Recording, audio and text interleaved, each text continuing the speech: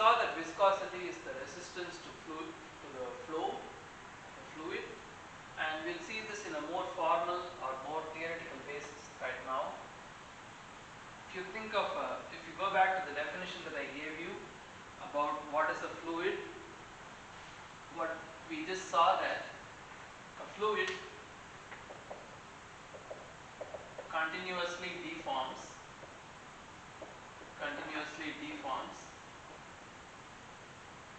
when subjected to a shear force. It deforms continuously when subjected to a shear force. So we have a layer of fluid, okay, and let's assume at the top layer we apply a force that is distributed over the area A. So if you apply a force that is distributed over the area A, the shear stress, you do know from your learning of mechanics of materials that shear stress is the shear force divided by area, and we use the symbol tau to denote shear stress. Okay? You are applying a shear force, and what is the response of the fluid? That is, if this shear stress can be thought of as a cause, what is the effect or response of the fluid? What is the response of the fluid? So you have here, if you draw the side view, assume that this layer of fluid is at rest. It is held together by it is in contact with the plate that is at rest, and then you have the shear force, okay, acting at the top layer. Now imagine what this top layer consists of. This top layer consists of fluid molecules that are now being dragged along by this shearing force. These molecules, they drag along the next layer of molecules, which drag along the subsequent layer of molecules all the way down to the last layer that is in contact with the bottom surface. So what happens is, as a result, there is a force that is being transmitted through the fluid all the way down to the other side. That is, the shear force is transmitted through the fluid by the intermolecular forces.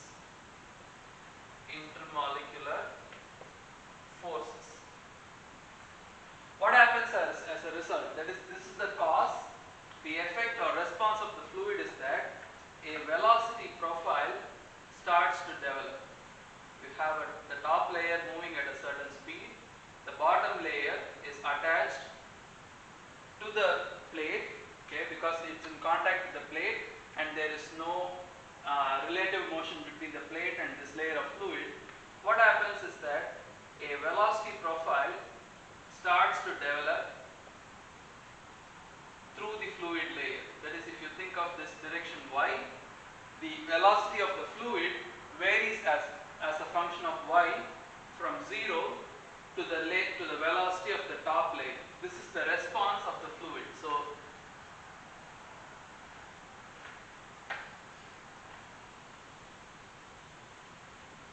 the response of the fluid is to develop a velocity profile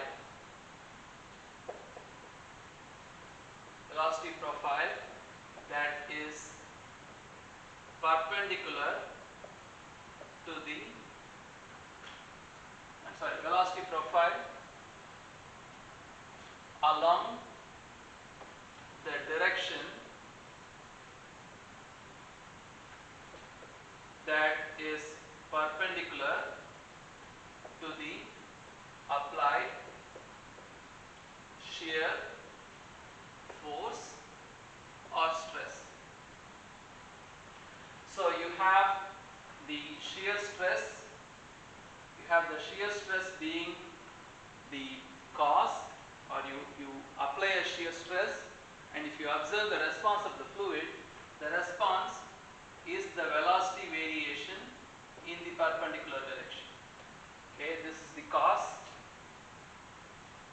and this is the effect.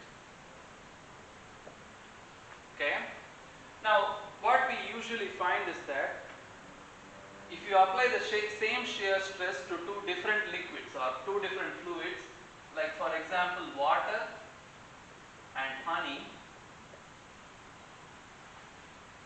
same shear stress, two different fluids, what we find is that if you apply the same shear stress to two different fluids, okay, we just select the same shear stress to two different fluids, we find that they attain different levels of the value of du over dy, which is called the velocity gradient. Gradient means something changes with space. Here the velocity is changing with respect to y, in the y direction. So for the same shear stress, we find that there is a bigger variation of the velocity profile in the two fluids, and that usually the one with the lower velocity profile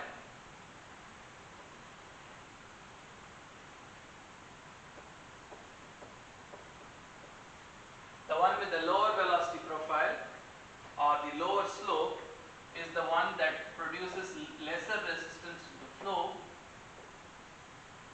Okay,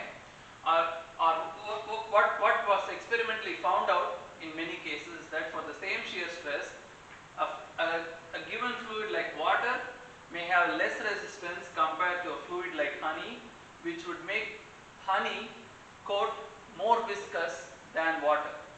So what was originally found out by Newton is that the applied shear stress and the velocity gradient are related to each other, and this relation is true for most liquids. It is true for most liquids. For any particular liquid, tau is equal to mu times du dy, where mu is called the viscosity. Mu is called the viscosity of that liquid. So you can define viscosity itself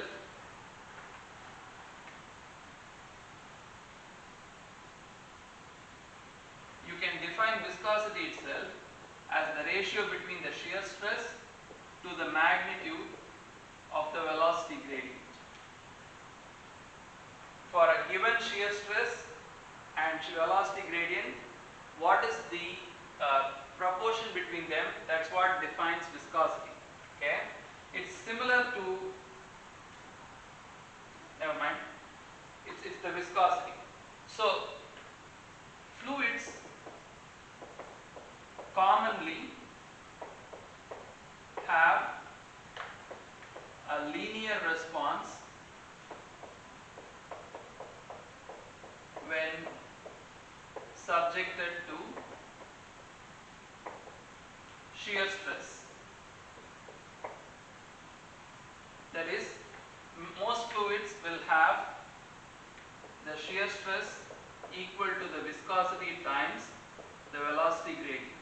Okay, this is true for most fluids, and this law is called Newton's law of viscosity.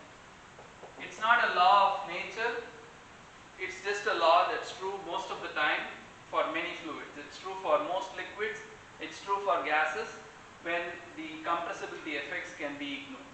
Okay, it's true for most liquids.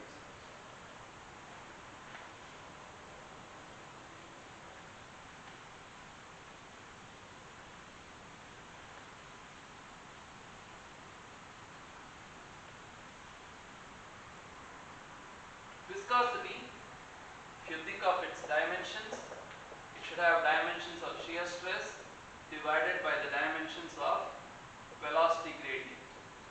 Let's think about shear stress. Shear stress is force over area, okay, and force has dimensions of mass, length times time to the minus 2 divided by area, which is length squared. So this is m L to the minus 1 T to the minus 2. Velocity gradient, if you think about its dimensions, it is a velocity over a length.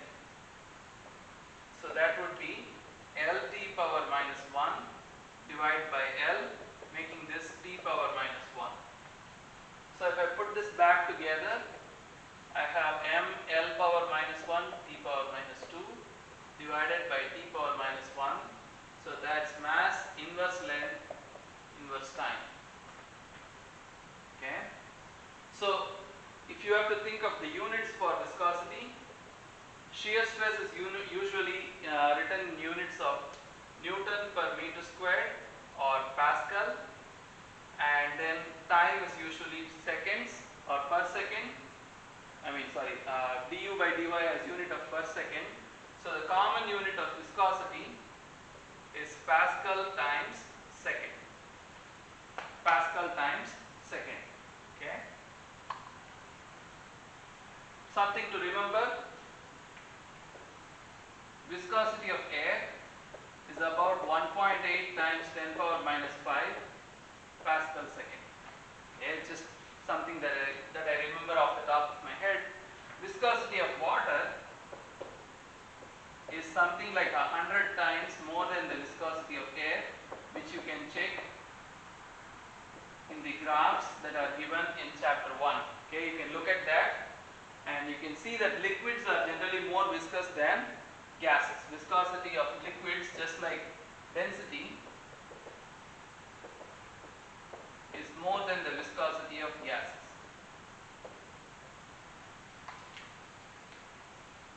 So fluids have a linear response when subject to shear stress. Newton did a lot of experimentation and found this.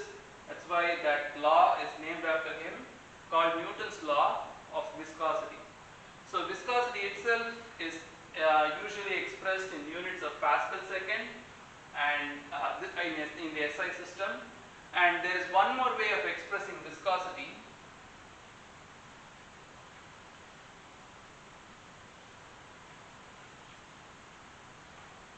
which is viscosity divided by density, is oftentimes called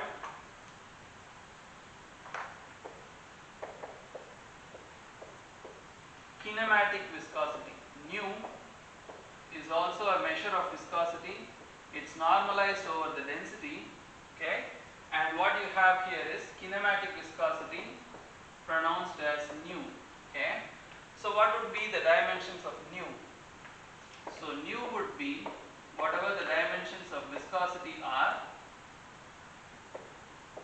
divided by the dimensions of density.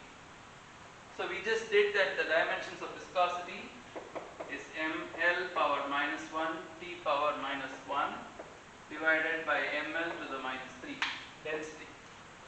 So if you simplify, that's L squared T power minus 1.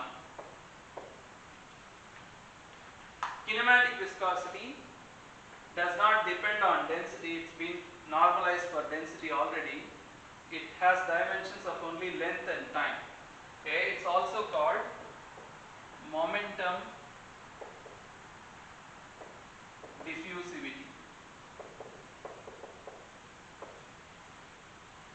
Momentum diffusivity. So nu is used for kinematic viscosity. Mu is called in three names. It's usually called either viscosity or absolute viscosity,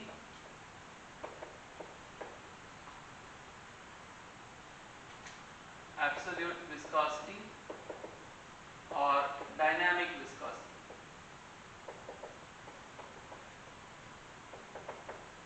So all three are used interchangeably to denote mu, whereas mu is kinematic viscosity, which is mu divided by density. Okay. So these are some ways to express the resistance of fluids to shear force. Okay, mu here is what is usually measured as a fluid property and tabulated, and mu depends on temperature. It is usually independent of pressure. Okay, it depends on temperature for both liquids and gases. Depends on temperature for both liquids and gases, and during the lecture we will see specific examples on how this variation goes about, okay, through examples. The last concept in this chapter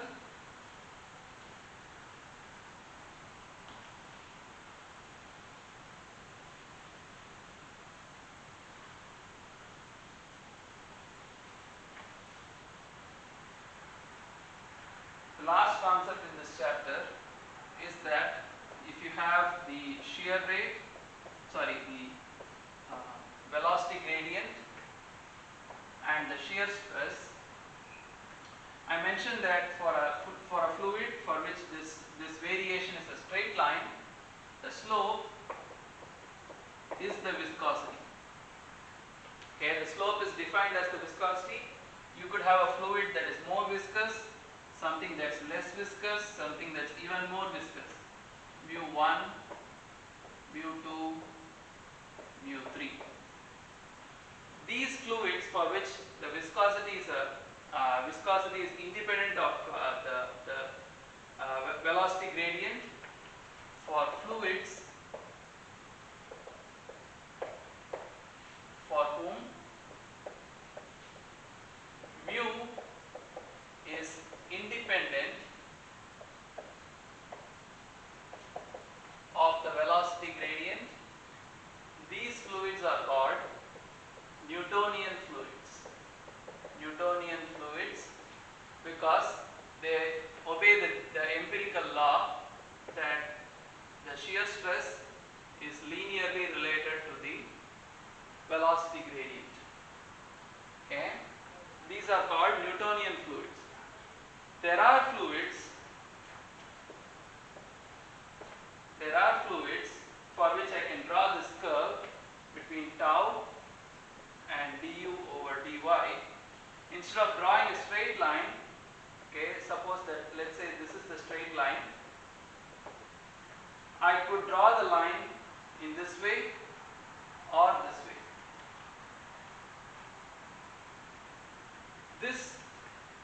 This upper curve here, what it means is as your velocity gradient increases,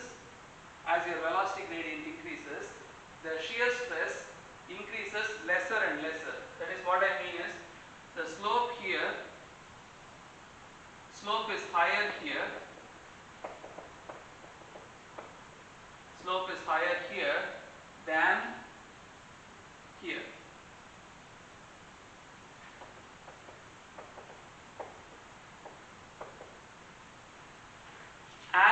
As the shearing happens, the fluid becomes more viscous. Like imagine something that you start stirring, and as you stir, it becomes more viscous. A very common example for such a fluid in which shearing becomes more difficult with increasing velocity gradient. Such a fluid is called a shear thickening fluid. It thickens as you stir it, shear thickening fluid, and a very common example is that of quicksand. Quicksand contains sand, clay and water.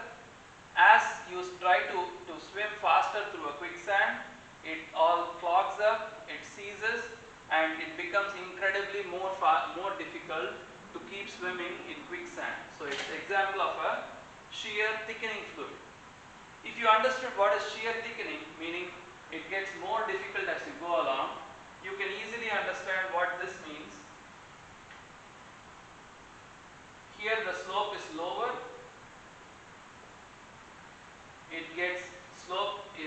higher and it gets higher and higher as you go on. What this means is, as you keep stirring this fluid, it gets easier to stir. The resistance, in this case, resistance drops as the fluid continues to shear. The resistance drops as the fluid continues to shear, and this is what we call as a shear thinning fluid. It's a shear thinning fluid. Like if you have some oil, like coconut oil, that is all frozen up in a container in winter, you take some of it and start gently shearing it with your hand. You could see that as you shear your oil between your palms, it starts flowing, and as you shear more, it becomes a liquid and starts flowing altogether. That would be an example of a shear thinning fluid. Okay? Example: frozen coconut oil. Okay, frozen coconut oil. The last type of fluid that we will see, there are many more types of these, all of these fluids that are not Newtonian, and that's why that whole family is called non-Newtonian fluids. Simply, they are not Newtonian.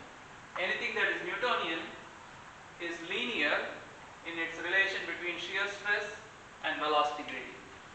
Okay? It is non-Newtonian. So we have another type of fluid which doesn't shear until you reach a certain threshold level. Like for some time it behaves like a solid, and if you continue to apply shear, it starts behaving like a liquid.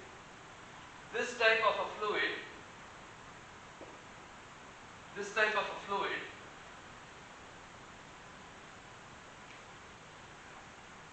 is called Bingham plastic. Bingham plastic fluid. Okay? And a very common example of this is toothpaste. Toothpaste is a solid. When you squeeze it out of the tube, you put it on your toothbrush,